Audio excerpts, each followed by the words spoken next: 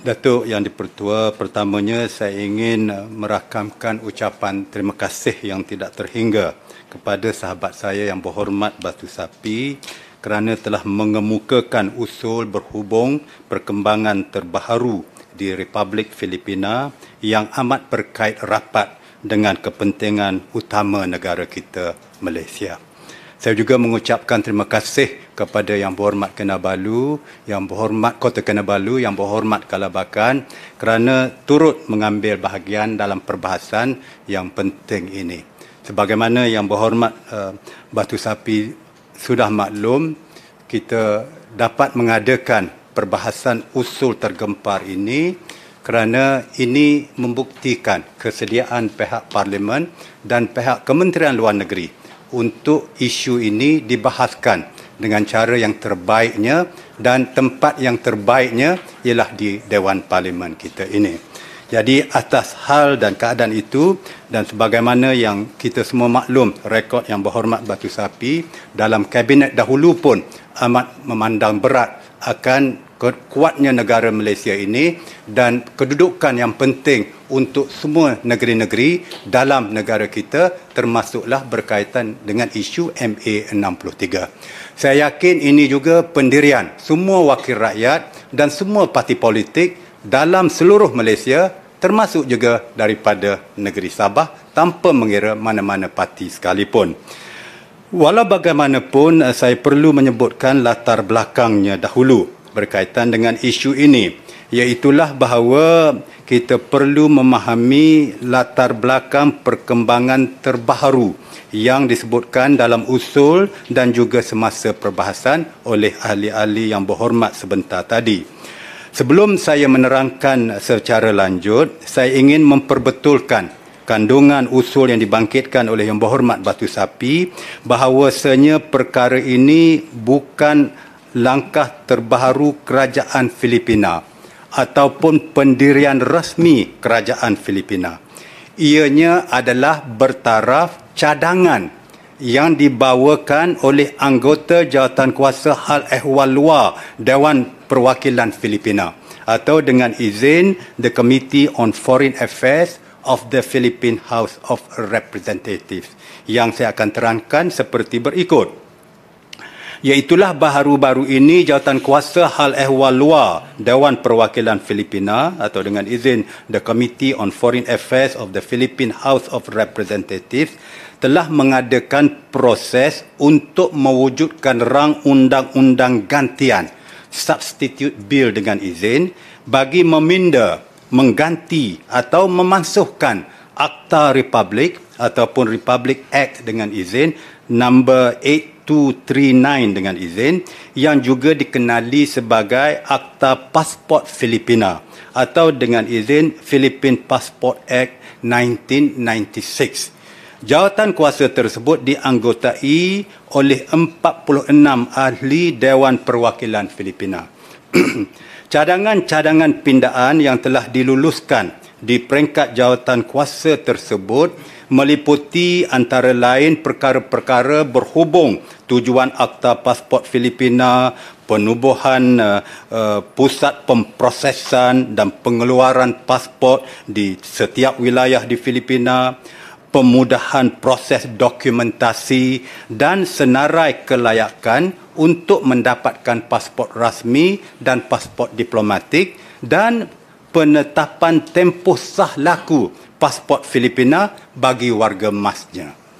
Berdasarkan maklumat yang kita di Kementerian Luar Negeri perolehi, salah seorang ahli jawatankuasa berkenaan, ahli jawatankuasa yang disebutkan ini, dari Sagayan de Oro, telah membuat cadangan rang undang-undang pindaan untuk memasukkan kawasan maritim yang dituntut oleh Filipina di Laut Cina Selatan yang mereka kenali sebagai West Philippine Sea dengan izin, dan juga wilayah Sabah ke dalam peta Filipina dengan tujuan peta baru tersebut dimasukkan dalam pasport Filipina.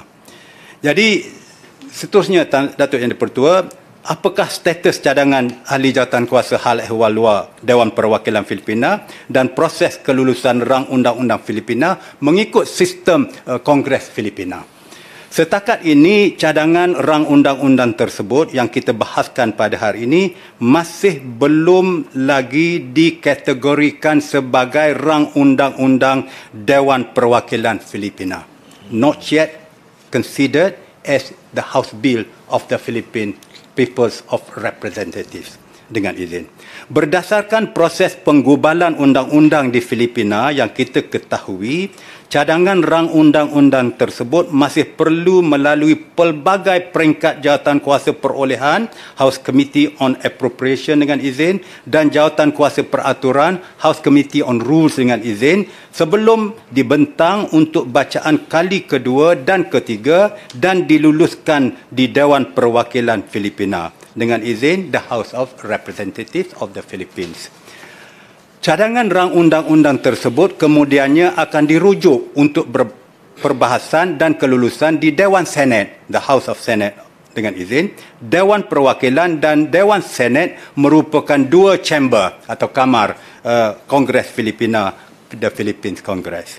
Hanya setelah rang undang-undang tersebut diluluskan oleh Kongres Filipina dan melepasi beberapa peringkat perundangan dan kajian semula, legislative and review dengan izin, barulah ianya akan diangkat untuk kelulusan oleh pihak Presiden Negara Republik Filipina. Jadi apakah pendirian Malaysia? Apa yang paling penting kepada kita Malaysia ialah bukannya proses bagaimana cadangan rang undang-undang ini akan disusuli. Akan tetapi, dan ini kita senada semuanya, akan tetapi sudah tentunya ialah cadangan rang undang-undang itu sendiri. Pendirian Malaysia berhubung isu ini amat jelas dan konsisten. Malaysia tidak akan sekali-kali dan sampai bila-bila pun melayan apalagi mengiktiraf sebarang bentuk tuntutan oleh mana-mana pihak asing ke atas negeri Sabah kita ini. Kita sedia maklum bahawa isu tuntutan ke atas Sabah kadangkala dimainkan oleh beberapa ahli politik di Filipina bagi kepentingan politik dalaman mereka. Isu ini sering dijadikan modal politik terutamanya segelintir ahli politik dari Kepulauan Luzon untuk kononnya menzahirkan semangat patriotik tetapi pada hakikatnya sebenarnya hanya bersifat kosmetik dalam usaha mereka meraih sokongan rakyat selatan Filipina. Isu ini kerap dibangkitkan menjelang pilihan raya di Filipina. Bukan di Malaysia, bukan di Sabah. Kita menganggap permainan politik sebegini adalah tindakan yang sia-sia dan tidak bertanggungjawab. Jelas sekali tindakan sebegini tidak sensitif dan tidak mengambil kira hubungan baik yang sudah lama terjalin antara Malaysia dan Republik Filipina dan semangat setia kawan serta kerjasama dalam ASEAN. Kita semua sedia maklum isu tuntutan ke atas Sabah oleh Filipina bukan sahaja tidak berasas, malah tidak relevan. Sabah adalah sebuah negeri dalam persekutuan Malaysia, berasaskan fakta-fakta yang jelas seperti berikut. Pertama, pada tahun 1962 rakyat negeri Sabah telah dengan jelas menentukan sendiri hak mereka dengan izin in the exercise of their self-determination dengan izin supaya Sabah berada dalam persekutuan Malaysia. Keputusan referendum Suruhanjaya Kobot yang ketiga-tiga yang berhormat tadi juga sebutkan seperti yang termaktub dalam laporan bertarikh 1 Ogos 1962 menentusahkan aspirasi dan keputusan rakyat negeri Sabah untuk menyertai persekutuan Malaysia. Di bawah prinsip undang-undang antarabangsa, seseorang individu boleh melaksanakan hak menentukan sendiri pemerintahan negeri mereka dengan izin self-determination hanya sekali sahaja dalam sejarah negeri mereka. There can be no second, third, fourth referendum after a referendum has already been done. Dengan izin Datuk Yang di-Pertua. Rakyat negeri Sabah telah melaksanakan hak tersebut di hadapan Suruhanjaya Kobot. Kedua, pada 14 September 1963, Setiausaha Agung Pertubuhan Bangsa-Bangsa Bersatu melaporkan kepada Perhimpunan Bangsa-Bangsa Bersatu bahawa rakyat Sabah memilih untuk menyertai Malaysia.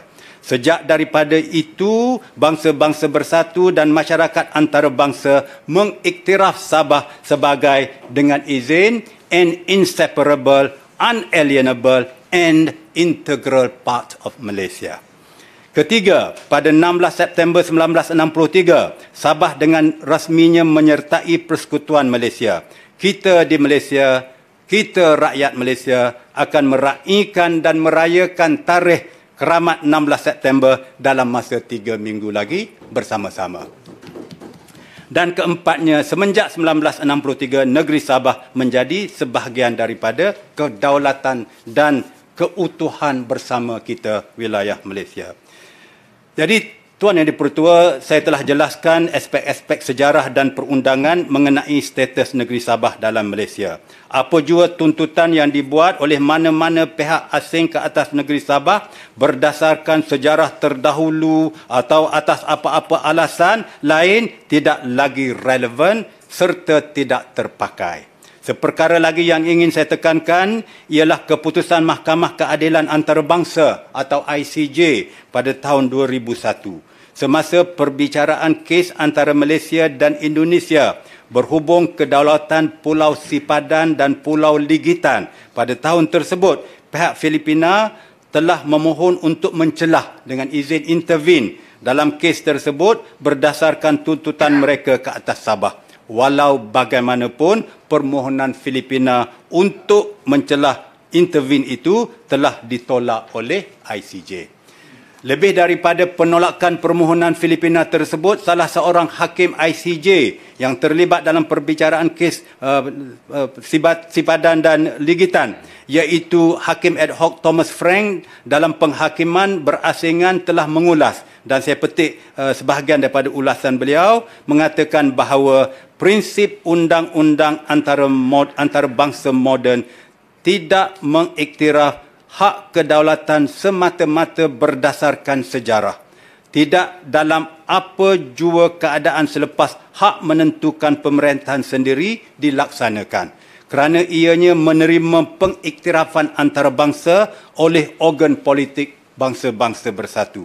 Maka tuntutan berdasarkan sejarah dan hak-hak sebelum era kolonial telah berakhir dan kini hanya menjadi peristiwa sejarah.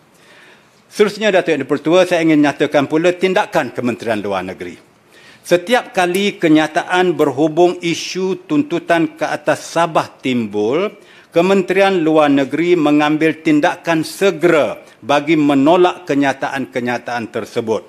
Sama ada kita mengemukakan nota bantahan, mengeluarkan kenyataan media, atau sebagaimana dibayangkan tadi, memanggil Duta Besar Filipina ke kementerian. Tindakan-tindakan sedemikian adalah bertujuan menegaskan pendirian Malaysia terhadap status negeri Sabah.